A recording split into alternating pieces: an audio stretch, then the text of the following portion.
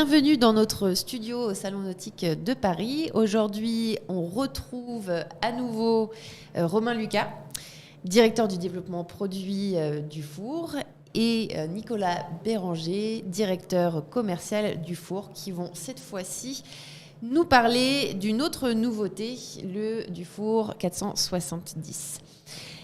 Donc c'est un voilier qui est multi-récompensé, qui a été plusieurs fois nominé pour être le bateau de l'année, notamment aux USA, en France, en Allemagne, et est déjà primé par des revues anglaises et hollandaises. C'est un franc succès. Ouais. Donc justement, Nicolas, à qui s'adresse le Dufour 470 ?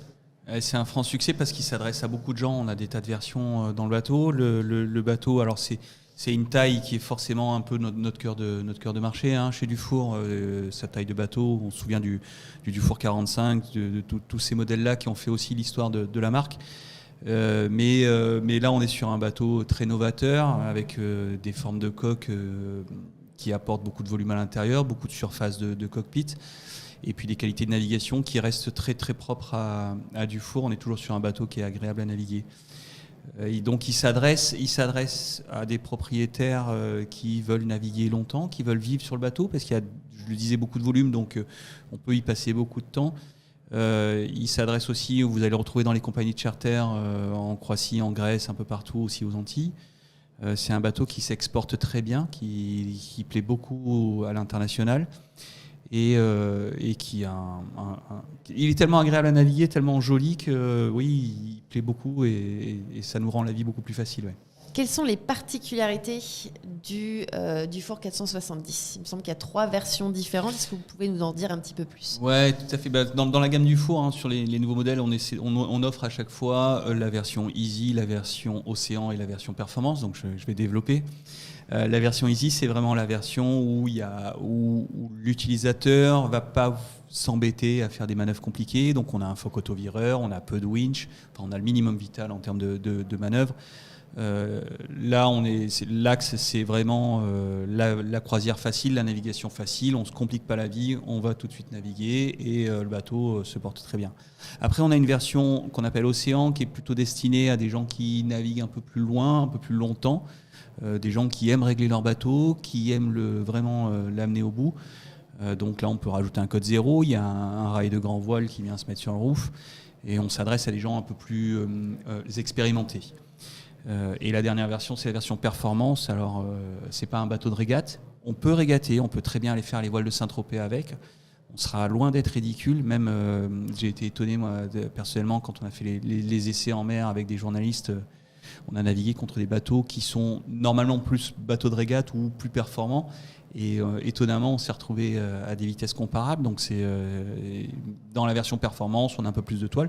Donc, on peut aller jouer sur certaines régates le dimanche avec les copains. C'est un bateau qui va bien pour ça aussi. Donc, un bateau multifacette qui permet d'être utilisé par tout le monde, par monsieur tout le monde, parce que j'ai pas d'expérience. On a beaucoup de nouveaux arrivants sur le marché du bateau, du marché de la plaisance et du monocoque en particulier. Donc ces gens-là, ils n'ont pas forcément la culture voile ou ils n'ont pas beaucoup navigué. Donc on leur rend le bateau plus facile. Donc la version Easy, on comprend très bien en anglais, c'est le bateau facile. Même si je suis pas expérimenté, je peux avoir un 47 pieds et aller naviguer, quelles que soient les conditions, c'est très facile. Je veux naviguer un peu plus. J'imagine un couple qui a navigué pas mal dans sa vie, qui veut traverser l'Atlantique, qui veut aller je ne sais où en Corse l'été. Ça correspond très très bien et sans difficulté. Le bateau, il reste facile à manœuvrer. Il permet juste de travailler un peu plus le réglage des voiles et puis se faire un peu plus plaisir en navigation. Et puis il y a toujours la version performance, comme je disais, qui rend le bateau encore plus puissant, mais on a trouvé des solutions petit à petit pour le rendre aussi. On le laissait en version croisière, ça reste un bateau de croisière, donc il y a toujours un table de cockpit, même dans la version performance, on arrive à jouer avec tous les éléments. Donc un bateau très prometteur. Oui. Romain, il me semble que vous avez participé à la Kornati Cup en Croatie en octobre dernier. Oui, exactement. Vous avez d'ailleurs décroché le podium en gagnant la 3e place, juste après, il me semble, 2 voiliers de course. Oui. Est-ce que vous pouvez nous en dire plus? Et bravo. Merci. Oui, on avait à cœur de participer avec déjà une partie de l'équipage du bureau d'études, accompagné aussi du designer, Umberto Felci, qui était à bord.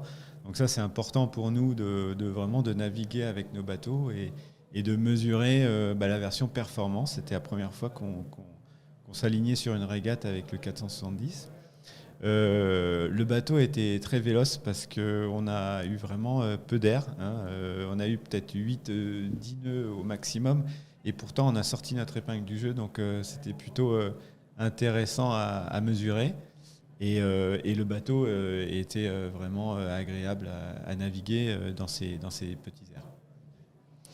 Très bien.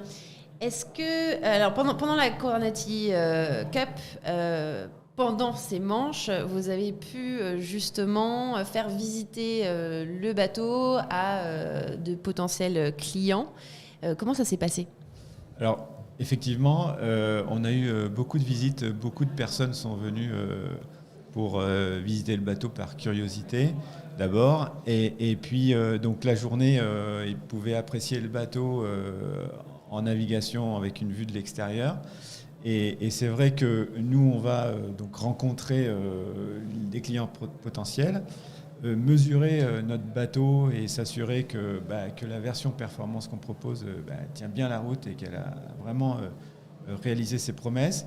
Et en même temps, on fait la promotion du bateau en ouvrant nos portes, en vraiment faisant découvrir le bateau aux gens de la régate et aux personnes sur place. Ouais. Moi, je suis arrivé à la fin de la régate pour les rejoindre, pour récupérer les lots. Mais ce qui m'a beaucoup marqué, c'est l'échange que les gens du bureau d'études et l'architecte Umberto là, ont eu avec les utilisateurs. Clairement, ils ont parlé du bateau, ils ont reçu aussi en échange du feedback des autres utilisateurs, des concurrents qui voyaient le bateau de l'extérieur. Ils ont pu, comme ça, échanger. Et c'est vraiment quelque chose qu'on pousse chez Dufour. Nous, on a navigué beaucoup avec le bateau, mais on veut aussi que les gens nous racontent leur expérience, leur façon de naviguer, comment ils naviguent et comment ils l'imaginent le bateau. Ça nous permet de le faire évoluer ou s'assurer que déjà on a bien fait les choses et puis de préparer l'avenir aussi. Ouais, c'est comme le dit Nicolas, c'est crucial pour le bureau d'études de s'assurer en fait du résultat à la fin et de partager, et c'est valorisant pour tout le monde finalement. Ouais. Alors justement sur ce dernier point, qu'est-ce que vous, en 3 mots, comment est-ce que vous pouvez décrire pour convaincre quelqu'un de se lancer dans l'aventure du Dufour 470? Chacun son tour. Moi, je dirais plaisir de naviguer. Plaisir de naviguer, Nicolas. C'est pas mal. La vie à l'extérieur, il y en a peut-être 4.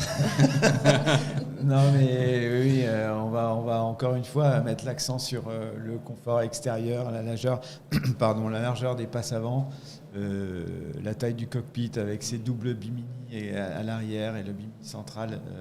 C'est ce côté-là qui est à privilégier. Donc plaisir, performance et facilité. Ouais, confort à bord, confort de vie, que ce soit à l'intérieur et à l'extérieur. On a toujours notre belle plage arrière qui s'ouvre. On a toujours notre plancha, on a toujours plein de coussins dans le cockpit. Vraiment. Puis le bateau, ce qui marque les gens quand on visite le bateau avec les bimini, chaque fois, il faut toujours se baisser sur ce bateau-là. Non, on peut rester debout tout le temps. La circulation sur le pont a été vraiment bien réfléchie. Les manœuvres ont bien été pensées. Non, le bateau, il est bien abouti, ouais, vraiment. Bon, même. Ouais, le dernier point important, c'est aussi au niveau de la coque, tu en as parlé tout à l'heure. C'est une coque qui a un nouveau dessin. On l'a initié sur le 470 avec le chanfrein au niveau du livet, ce qui donne du volume à l'intérieur évidemment, mais aussi de la rigidité.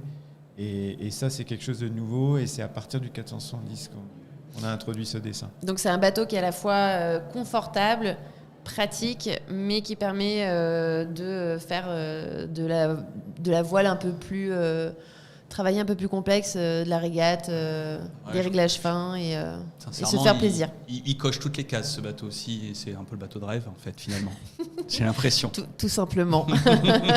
D'ailleurs, on est d'accord, on peut retrouver ce bateau sur le stand du four, donc on peut le visiter, et donc pendant tout le salon nautique.